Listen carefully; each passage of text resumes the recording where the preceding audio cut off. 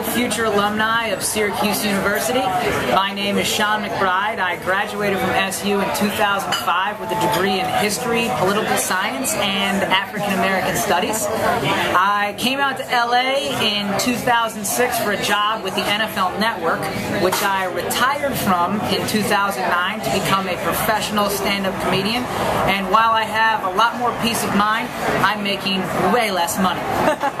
But you're happy, you love it. I mean, tell me about your day-to-day, Sean. What is it to be a stand-up comic in Los Angeles and to travel quite a bit for your shows, right? It's good. Like I said, I have a lot more peace of mind because I'm following my dreams. I'm doing exactly what I want to be doing, which is making the world laugh. And I feel like a lot of people only get to see the world through their HD TV set, whereas I'm fortunate enough that I get to see it with my own eyes. I love that. So when you came out here, obviously you were working for the NFL Network, and you did this transition. Tell me about the role that your mentor played in your life, because so many of our students will be looking for that person who will help them shape their careers. Who was your mentor and how did he help you? Well, I think everybody, the way I view a mentor is somebody that has that experience. It's almost like a cheat sheet for life. I was really lucky in that I had a great mentor who had been doing stand-up comedy for almost 35 years.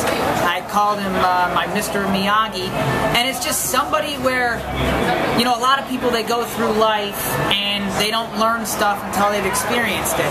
Whereas you talk to somebody that's been through and done it, they can let you know the mistakes and the things to avoid, and it just makes going through life that much easier. Awesome. So how do you find your inspiration for your bits? How do you decide what your show is going to look like on any given night? And what happens when you just plain old don't feel funny? Well, that's the thing. Part of being a professional comedian is it has to be a light switch. Despite the times, no matter how bad things are going in your life, when it comes time to go on stage, you got to be ready to go. You've got to deliver that show, and so whatever's going on, you have to block it out and know, like, I've got to make this work for these people.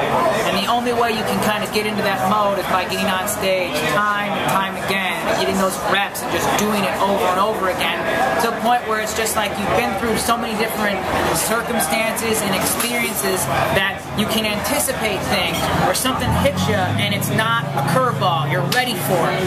And that's really the key. Just the more you get up, the more you work at it, the more you're ready for all the little bumps in the road that might come your way, and you can handle it like a professional. How have you found your Syracuse? Maybe not specifically what you studied at Syracuse, since it was a little non-traditional for someone who's now a stand-up comic. How has your experience at Syracuse, the friends you've made at Syracuse, shaped where you are today? I am so grateful for my time at Syracuse. The best part of, I mean, people go to college and they expect the fact that they go to college and they come out, they're going to have all the answers. And that's really not that case. What Syracuse did for me is it just prepared me for the real world, and I was ready. And it was a lot of the life experiences and the friendships that I made that helped make me become the adult that I am today.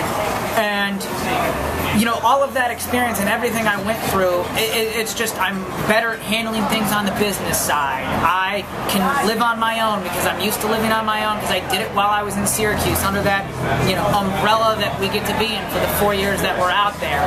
And, you know, the 4 years comes up and it finishes so fast, but if you really just took advantage of all the opportunities that are there while you're there, you get into the real world and it's not that scary. And you can kind of hop in and you aren't as surprised. You're just more ready for it. Whereas some people that they try and go straight from high school into the real world, they're just flustered and they just don't quite get it. But I was much more prepared for the real world because of my time at Syracuse.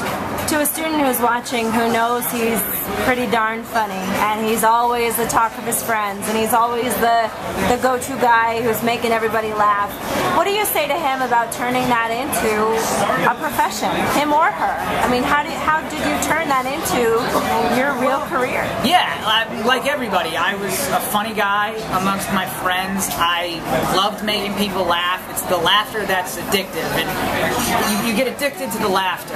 And it starts as something with your friends, and you know, you're at a party at 810 Ackerman Ave, and you got all your friends around you, and you're telling a funny story off of something that happened at Fagan's the night before, and you notice like you have that ability to just kind of draw everybody in. And stand-up is kind of, that's the first step, that right there what I just described. But when you decide, okay, I want to get beyond that and start making strangers laugh, the key is you got to still be that same guy that your friends love. Now, a lot of the problems that most stand-ups have are just people in the comedy world.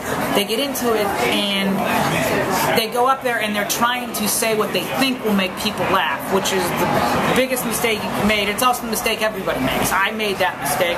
And really the key to stand-up is you have to get to a point where the person on stage matches the person off stage. And if you're that guy off stage who all your friends love, you got to figure out a way to channel that guy and bring him on stage. And that's much easier said than done, but it all goes back to what I was saying before. You know, the more reps, the more times you do it, you get to a point where you can walk on stage and everybody out there feels like they're your friends. And you want to make them feel, the more comfortable you make them feel with you, the more willing they are to laugh at you. And even when you might not have as much money, or you're down in the dumps, you get up there and it's a two-way street. Like, yeah, I might be getting paid to come and make all these other people laugh, but it's the laughter of those people that, at least with me, is what keeps me doing it. Awesome. Sean McBride, class of 2005.